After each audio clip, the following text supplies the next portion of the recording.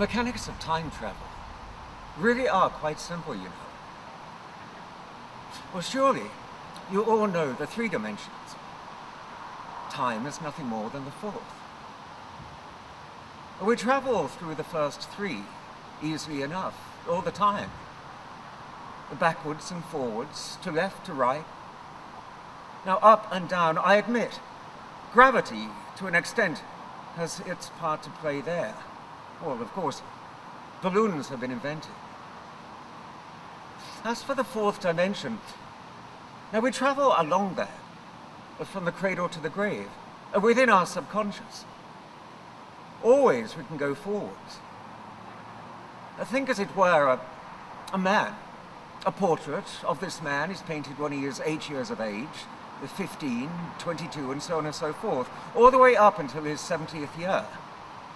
That is merely this fourth dimension, time, captured using the other three. Would it not be a marvelous thing? I often asked myself, if one were able to build a machine, an engine that was capable of enabling one to travel along, both back and forth, within this fourth dimension of time itself. Just imagine. And so, it was this morning at 10 o'clock. The first of the time machines began its journey.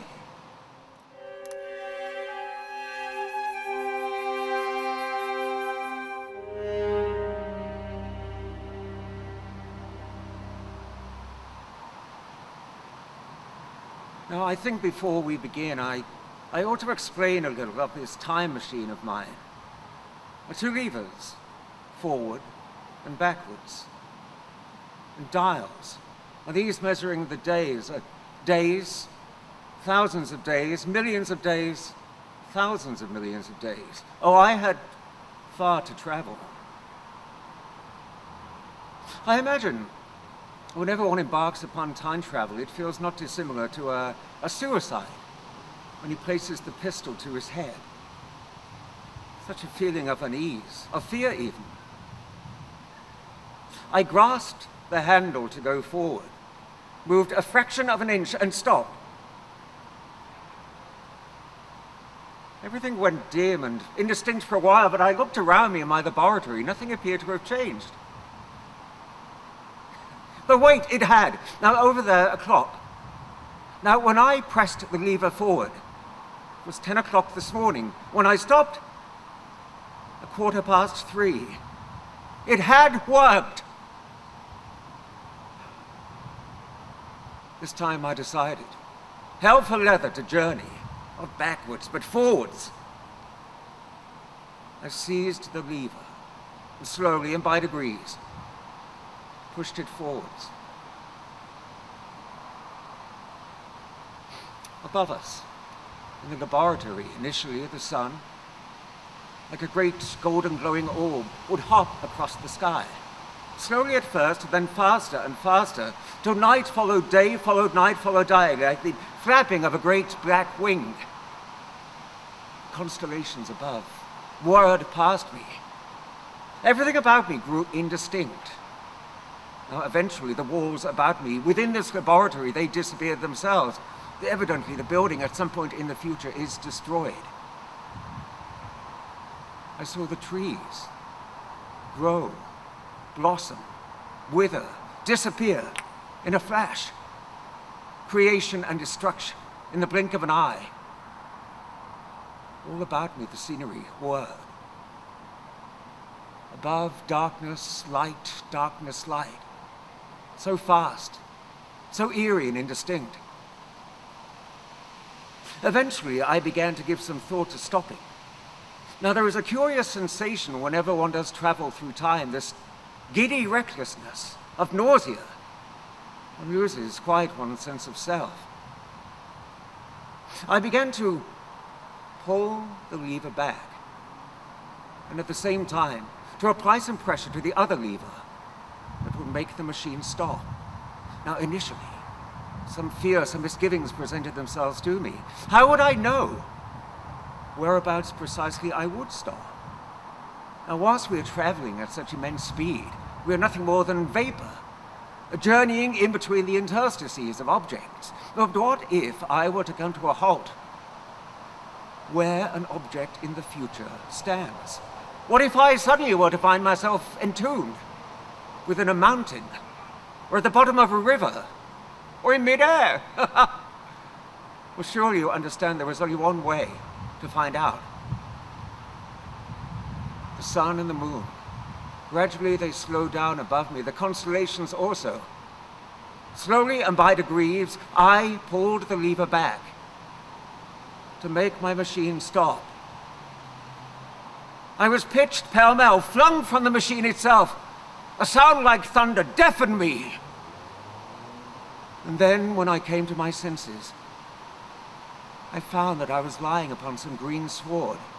The machine over there, lying upon its side. A cloud of hail, hissing and fizzing in the air. I'd arrived. But where? And more to the point, when?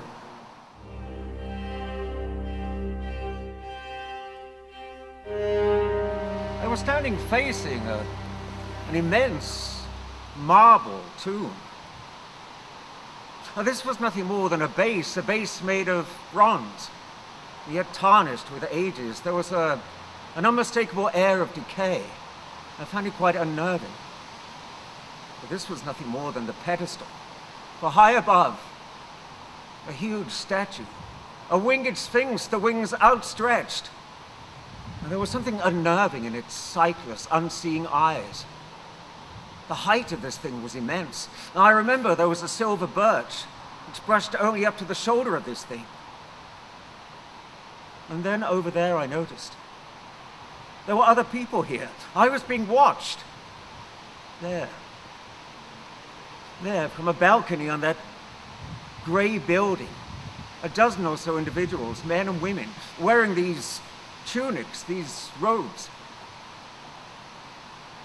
I heard the sound of approaching feet. I looked. A welcoming party. These people, these humans, they were small, little more than 4 feet in height. They smiled, they chattered, in some language I did not understand. With their tiny pink hands touching my coat, and feeling the contours of my face. They smiled at me like so many youngsters. Now, I endeavored to explain where I'd come from, the time, the sun. I pointed at the machine. They merely laughed and chattered. Somehow I'd expected the inhabitants of the future to be intelligent. So much more intelligent than us, but these were little more than 5-year-olds. Children, bordering upon imbecility. Then I noticed their small pink hands were examining the time machine. No! Well, I went over to there. I took the levers. I concealed them above my person. Imagine if these people were to send my time machine racing into the future. What then? I allowed myself to be led by these people, these earthlings, into a dim recess in the side of that building from which I'd been observed. It seemed to me like a large, ill-lit vault. I was led inside. Within there were perhaps 200 of them, possibly more. Now, they were arraigned upon the floor, this white, stone-like substance that had been worn away with the passage of time. And they beckoned me to join them, to be seated upon so many cushions, and yet there was an air of decay hanging about the building. Some of the windows there smashed, broken. The curtains hung in tatters, thick with dust. And they feasted upon so much fruit, exotic fruit, the kinds of which I had never seen. Now, as it transpired, these people of the future were strict vegetarians. Just like the ichthyosaurus, the horse, the cow, the dog, all of them had been allowed to die into extinction. I satisfied my hunger. But even as I did so, I endeavored to engage these people in conversation. They merely laughed at me, chatted, smiled. And I confess to having grown irritated by their presence. They appear to grow tired of conversation, tired even of having to think. And yet a curious thing is, soon even I began to disregard their presence. Well, after a time, I'd had my fill of this fruit. And these others, they began to lie down, arraign themselves upon the cushions, but I had a brave new world to explore. I left them in ear, and once more I emerged from the shadows of this vault, outside into the sunshine. I had a world to explore.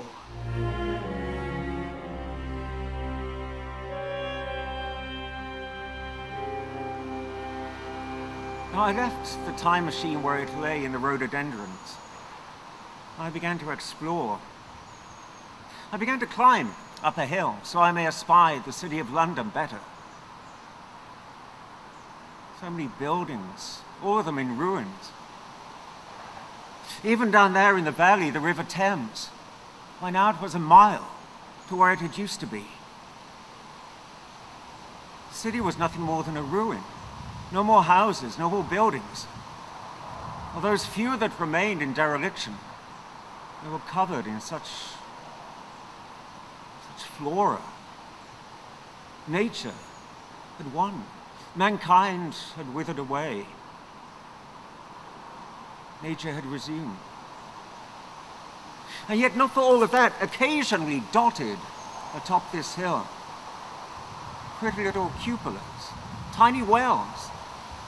I wondered what on earth they may be here for. Now, I walked up toward one. I looked at the view for miles around. Devastation, and yet in a weird sort of way. Beautiful. Covered in greenery and trees.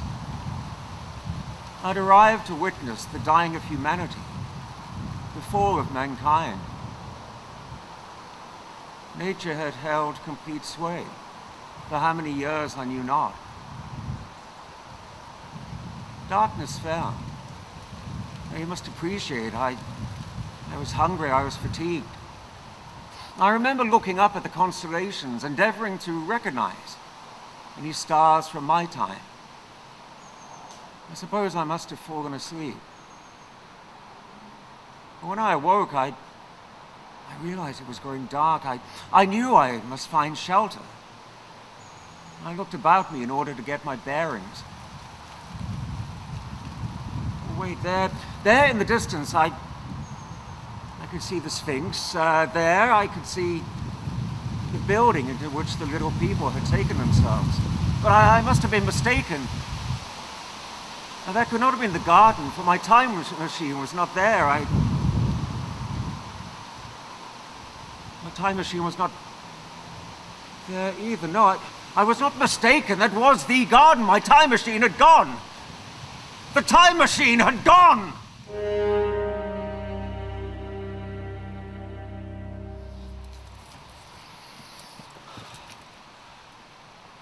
My time machine had gone. I ran down the hill, screaming aloud out of frustration. Oh, there was no mistake. There were the white rhododendrons, there the winged sphinx. Well, there was no machine. I dashed back into the vaulted building. I shook these people, these little people, demanding them show me where my machine had been taken to. Well, some of them looked scared, some of them merely smiled or laughed. I could have wrung their pretty necks.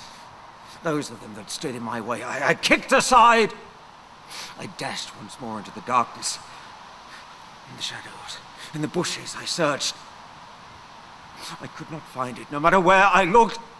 I could have wept with outrage, with fury. I saw a white shape in the corner of my eye, a deer, no doubt, I had startled. I emerged from the bushes. I noticed there, in the grass, there were grooves where the machine had been dragged. And my machine, at least, was not hidden in time, but merely in space. There it had been dragged to the base of the pedestal. I noticed the pedestal where I tapped, where I hammered upon it. Some of the patina flaked away, and yet there were no doors, there were no panels, but it was hollow. My machine was inside the base. Again and again I hammered. I could hear something coming from within, a chuckle, a low, sinister laugh. "Damn you," I cried! "Give me my machine!"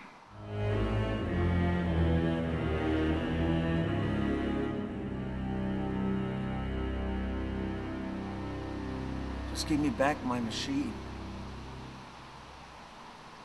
I suppose I cried myself to sleep that night. I was so angry and bitter, frustrated at myself. And when I awoke, these little people appeared to have lost their fear of me. I wanted nothing to do with them. I decided I would climb to the top of a hill. I needed to think. I needed to devise a plan. I had to get my machine. I decided I would find a base away from these little people. I would need weapons. Or for my own time, I bought a few matches. The irony was not lost on me. I'd spent so many years trying to find a way of getting into the future, and now all that I wanted was to return to the past. I remember seeing a curious building in the distance, a palace, it seemed to me, of green porcelain.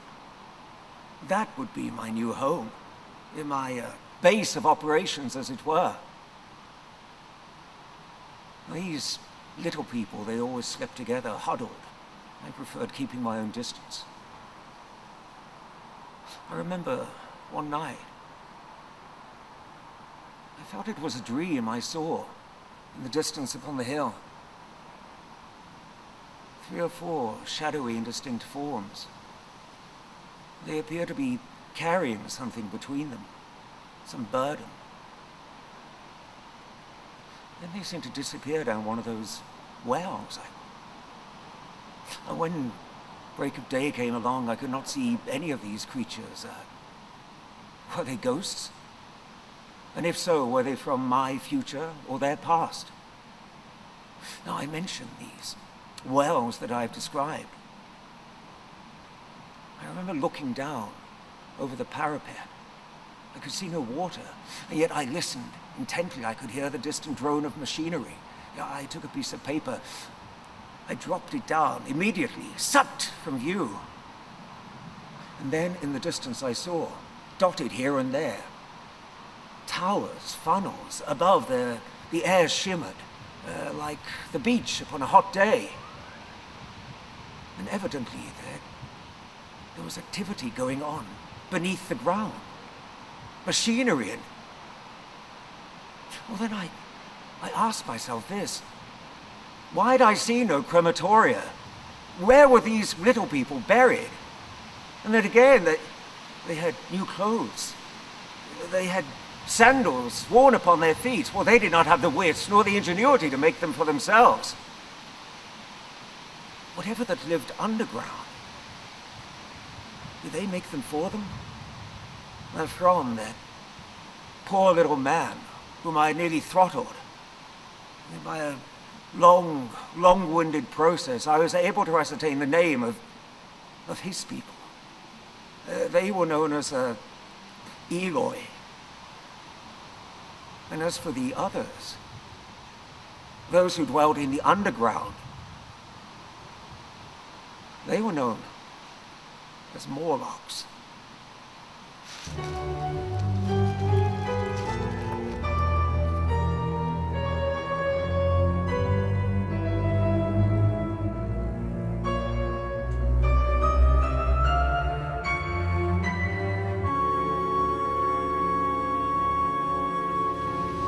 I remember the first time I saw one of these Morlocks for myself. I had to take myself away from these Eloy. I walked. I ventured into another one of these buildings. Ruin. A gallery, I thought. The floor was thickly begrimed with dust. Yet here and there I could see the imprints of tiny feet, scampering this way and that. There, I saw something. There were two eyes regarding me like carbuncles. Now I struck a match.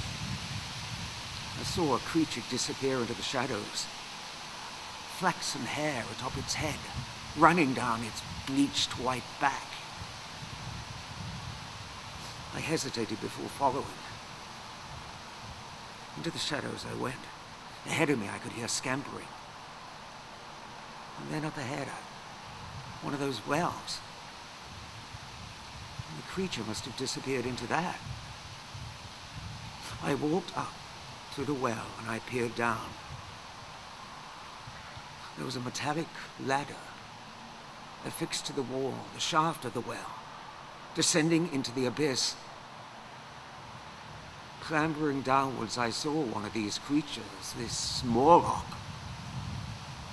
He was looking up at me steadfastly as he descended like some obscene spider. I felt sickened. His skin was white, like the underbelly of a soul. He never broke his gaze as he descended into the darkness. I felt sick with trepidation, but I knew if I were to retrieve my time machine, I must follow that Morlock underground. I must.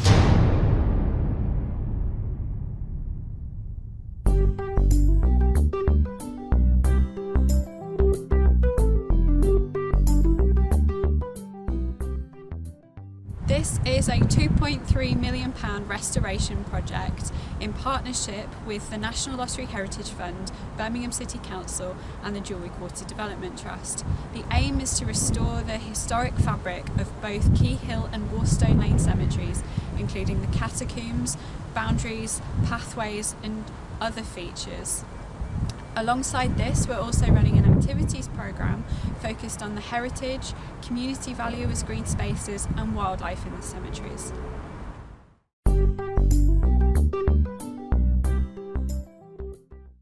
Before I was appointed as the activities programme manager, I was working at the Coffin Works Museum, so I already knew the Jewellery Quarter really well. I love working with volunteers and organising events, so this was an ideal role for me. I've been studying cemeteries since my undergraduate dissertation in 2010, so I'm really lucky to be working in a place like this.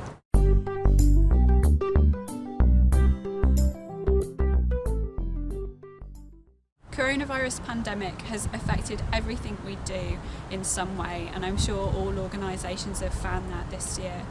We've had to change the way we do a lot of things. We've focused a lot more on digital content than we ever expected to, and during the summer, whilst the lockdown restrictions were eased, we were able to run a lot of outdoor socially distanced events, which was fantastic. There have been some benefits as well. I don't think we could have ever predicted the amount of community support the project has had this year. During lockdown, lots of people were using the cemeteries as a place to take their daily walks, and so they've really taken the cemeteries to heart.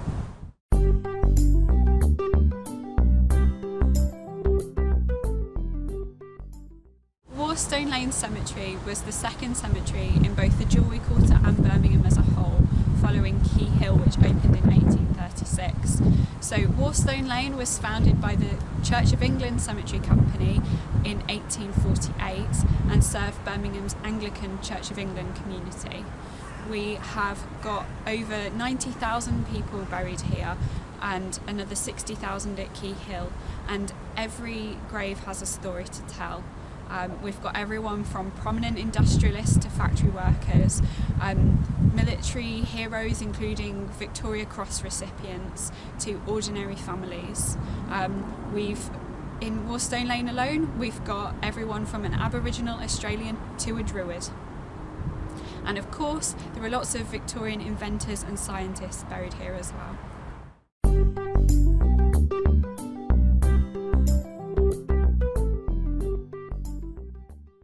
The project funding runs until October 2021, and there'll be lots of continuing legacies after the project ends. Our big hope for next year is that we're able to run COVID-safe in-person events again, including guided tours, nature walks, and of course, outdoor theatre. We'll also be keeping up with our digital programme using all the new skills we've learnt this year, with things like online talks, films, and lots of self-guided resources so people can explore the cemeteries from home or in their own time.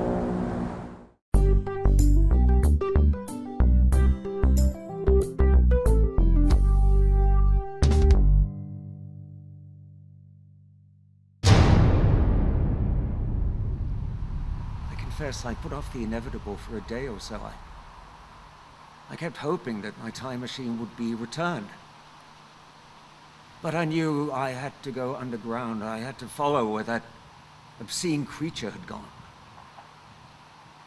I think it was a day, or possibly two later. Ironically, one loses track of time in the future. I clambered up the hill to a well, and I began the descent. It was Gideon.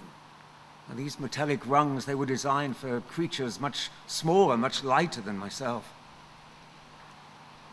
The closer to whatever it was down there I grew, the louder, the more distinct the thud of machinery became. I felt nauseous, giddy. 1 or 2 moments I thought I would slip. I would fall into the darkness beneath me. Thankfully, at that juncture, I found there was a side shaft, a tunnel. I swung myself around and I lay. I was able to stretch out right, such was the size of this shaft. I was exhausted. I freely own I must have dozed. Ah! Suddenly, I could feel pale hands touching my face. I struck a match. There, 3 of these obscene creatures, bleached white, flaxen hair. Those large, unseeing eyes, Morlocks! I waved the match in their faces. They retreated. Yet sooner, rather than later, they returned. This time they were making that same chattering noise I had heard coming from the other side of the pedestal. I struck another match. I made them retreat, and then I made my way along this vaulted tunnel. The sound of machinery grew louder and louder. Eventually, I came to the end. I overlooked this vast subterranean vault. Flung against the walls, grotesque shadows, cast by the machines themselves, long tables made of some unknown metallic substance. This must be where these creatures ate. There was meat down there, meat waiting to be eaten, but all the other creatures, I've already said, died out years ago. What on earth could these carnivores consume? The reek of stale blood hung in the air. I felt nauseous. I had to get away. I retraced my steps along that tunnel, and then behind me I heard the pattering of small feet. I looked. I struck a match. More of these Morlocks pursuing me. The glare of the flame made them halt in their tracks for a while, but soon enough they pursued me. One of them caught up with me. He laid his hand upon my leg. I kicked him away, and then I raced along that shaft with these creatures in pursuit. I swung myself out onto the ladder. One of these creatures actually reached out, seized hold of my boot. I struck at him, and then I began the climb. One of these foul creatures followed me. I dare not look back. What if I should fall? Once, I did slip. By some miracle, I managed to cling on. The last 20 yards or so as I reached the rim of the well, seemed to stretch into an eternity, till eventually I found liberty once more. To the top of the well I clambered. I hauled myself over the parapet. I lay full length upon the grass. Never had fresh air, green grass smelled so very sweet.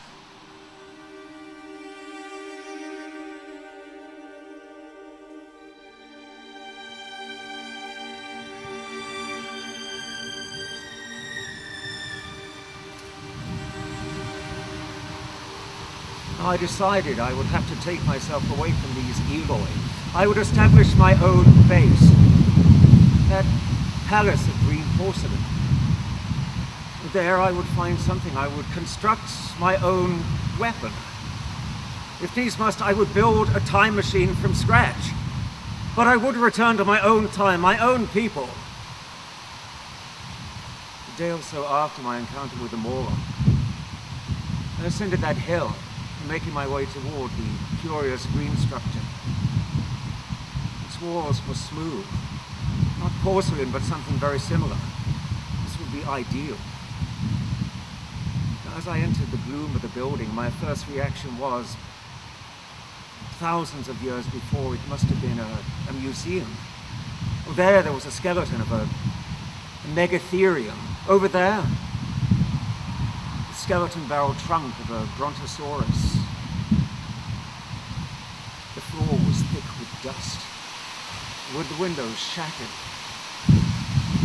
Everything spoke of rime, of decay, of corruption. Further and further into the recesses of this building I went. Above there were white glass globes smashed. But then it was something more than this. A library, perhaps. There were display cabinets. Inside one, gunpowder. And that set to my mind a train of thinking. Inside another, a jar, camphor. Amazing that something so mundane could have lasted for so long. Well, I thought this would make a capital candle. I took it. Also, another box of matches. And then I went into another wing of this building. At first, I thought what I saw, dependent from the ceiling, were flags. They were books. I could tell once there were books by the metal clasps, the bindings. All that remained were the brown tatters. The faded covers, these idiots. These damned, stupid, foolish idiots! What had they done? What had they done? I heard in the distance scampering. I took a precaution. I struck another match. Lest there be some form of trap, more Morlocks. Into the gloom I went. There to the right I saw a piece of machinery. There was a lever, not dissimilar to that of a signal box from our own time. This would make a wonderful weapon. Now I seized hold of the lever. I applied to it all of my weight. Eventually it snapped clean. This would serve as a makeshift club. Deeper and deeper into the gloom I went. There! More Morlocks, and I struck another match. And I brandished aloft this lever menacingly, and they retreated into the darkness. And so I left this palace of green porcelain. I continued my climb up the hill. Already it was growing dark. From the summit I could see in the distance a belt of woodland, dark, mysterious. On the other side of that, the winged sphinx. Now I decided what I should do. I would sleep out here for that night. On the following day I would walk through the woodland. And then, hopefully, I would retrieve my machine, would return to my own time. When I awoke the next day, having only dozed, I saw some of these Eloi, prancing, laughing. And then I remembered the Feast of the Morlocks, that meat that I could not recognize. And then the awful truth dawned, why I had not seen any crematoria and no grave sites. These Eloi were little more than fatted calves. This was the meat. They ate the Eloi themselves. I thought back to the smell of stale blood. It repulsed me. And so, with my lever as a makeshift weapon, and my matches with my jar of camphor, I entered the wood. Before too long, I could hear the scampering of feet, more Morlocks. I could feel the touch of their long fingers. I struck out with the lever. I decided I would gather some dry wood, some sticks, and light a fire. That ought to keep them at bay. And even as I struck the match, I could see in the gleam their blind eyes, their pale skin, their flaxen hair, as they recoiled in horror from the fire. I knew, however, soon enough they would return. For how long I wondered, I know not. An hour, possibly two. In 72 hours, possibly more, I done little but dozed. I was tired, I was fatigued. I had to lie down. I would rest my eyes. I looked up to the stars above me, counting them. Ah! I must have fallen asleep already. I was surrounded by Morlocks. I struck blindly to left and to right with the lever. I felt the gratifying crunch of bone and flesh. While the others, they fled. I decided I would strike another light. I would set the camphor ablaze. I would have a fire here. And then it was a curious thing, even with my back against the tree, I noticed the Morlocks were running. Not from me, but from something behind me. I saw up there a tiny red spark dancing in the air. Were they scared of me? They could not be scared of me, but then of what? I looked behind me, that small fire I had lit earlier that night. Already the flames were snaking in an arc upon the hill. Inadvertently I had set the woodland ablaze. The flames pursued me. I joined the race with the Morlocks. It was neck and neck for a while. I outpaced them. And then closer and closer toward me the Morlocks came. I struck, I swung blindly with the lever. Some of them came blundering toward me, blinded by the fire. I smashed in their skulls, 3 of their lifeless bodies strewn about my feet. But then I realized I had no need for fear. These creatures were as good as blinded. I merely watched as some of them blundered into the flames. 3 of them in their mortal agony and their utmost distress.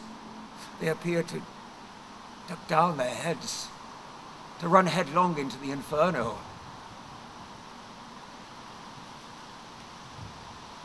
In the distance I saw the first few rays of daylight.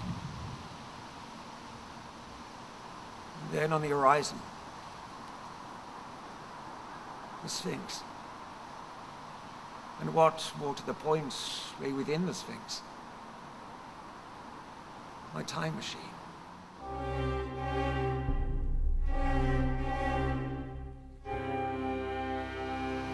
I made my way over the smoldering, smoking ground. Here and there the bodies of dead Morlocks strewn. I felt so tired, so drained. Until eventually there, the statue of the Sphinx, the white rhododendrons. The Morlocks had surrendered. The base of the pedestal was wide open. There in the shadows I could see the time machine. Or they had surrendered meekly, they had given up without a fight. Almost I felt sorry I needed to crack a few more of their beastly skulls. I flung away the lever. I walked into the shadows. Now I inspected the time machine itself. It was clean, freshly oiled, almost as though these Morlocks had endeavored in their rudimentary fashion to examine the machine, to divine how it worked. And then suddenly I was plunged into darkness. The door behind me slammed shut. I heard the low, sinister chuckles of the Morlocks as they approached. All I had to do was to affix the levers to my machine. I would leave them all millennia behind. At first, a surprise for them. Fire. I had still a box of matches here in my They weren't there, dear God. The matches had been dropped. Suddenly, I was seized in a panic. The Morlocks flung themselves at me, their cold fingers scratching, their tiny teeth nipping at my neck. I scrambled into the seat of the time machine. I struggled to affix the levers. Once one of their filthy hands almost snatched the lever from me. I kicked them away. They pulled at my hair. They bit me. They scratched me. One of them I had to headbutt to make him desist. And then, with the levers finally affixed, it plunged forward into time. Thousands of years, millions of thousands of years. The machine itself rattled and swayed. I clung on desperately. The Morlocks vanished like so much mist. Everything became dark and blurred and indistinct. How many years passed by I know not. Thousands of millions. The dials blurred indistinctly before my eyes. Finally, I drew the time machine to a standstill, gradually. It's a curious thing. I've already mentioned the delineation between day and night, the flapping of a black wing. The sun and the moon still arced overhead, but this time a lot slower. The sky, I noticed, was a lot darker, a deep crimson red. And so finally the machine came to a halt. I sat where I was and I looked about me. There, the ocean, still as a lake of oil. Above, the sky is blood red, the landscape red. Everything was red, all that is apart from the bright green lichen. And life still existed. But the atmosphere here was rarefied. It was painful for me to breathe. Ah! I heard a scream, and over there, disappearing behind a boulder, an immense white butterfly, do you see? It was an object that I had taken to be a large rock, red. And then I realized it was moving. That was no object. It too was alive. A monstrous giant crab, its antennae feeling and twitching the air. And then I felt something, a fly perhaps. I swatted it away. And then again it came, touching my face tentatively. I looked around. Another one of these obscene crabs, its giant claw, descended above me. Its gaping mouth ravenous for fresh meat. And so I plunged the machine forward. I put a month between me and those fell monsters. And when I drew once more to a standstill, the creatures were still there and there. I decided I would venture the earth at its very end. Into the future once more I dashed, by degrees of 1,000 years, till eventually I stopped. And the air was so cold. Snow flurried down in fits and starts. In the distance I could see ice upon the ocean. The sun was so much darker, so much larger. It was dark, almost black. And slowly the landscape descended into absolute darkness. And this was the end of the world. Not to go out with a bang, but rather with a whimper. I dare not trust myself to sleep, seated in the time machine. I decided I would return to go home. Once more I pulled the lever. It would go back into time. I slept I could not help myself. I slumbered as the machine swayed and rocked. And then slowly I began to recognize the constellations once more, the passing of the stars, the arc of the sun and the moon upon each other. I saw the trees around me reappear, and then the walls of my old laboratory. And then I drew the time machine to a halt. Finally, I was home.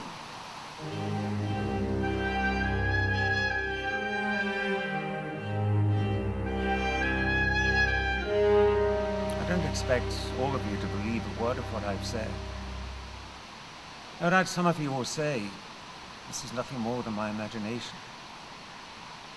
Others will say it was a dream. Well, after all, some people do say life is a dream. A pretty poor one at that. But I know what I saw. I know what I experienced. I know now what the future will be. But I'm aware some of you demand proof. And so I mean to return to the future. I will bring back with me the proof that you desire. All I need is half an hour. Please, I beg of you. Stay. This time I will take a camera, a rucksack. I will bring back specimens. And then you will have to believe the evidence of your eyes. All I ask is that you stay here. It shall not be long. When all is said and done, after all, do I not have all the time in the world?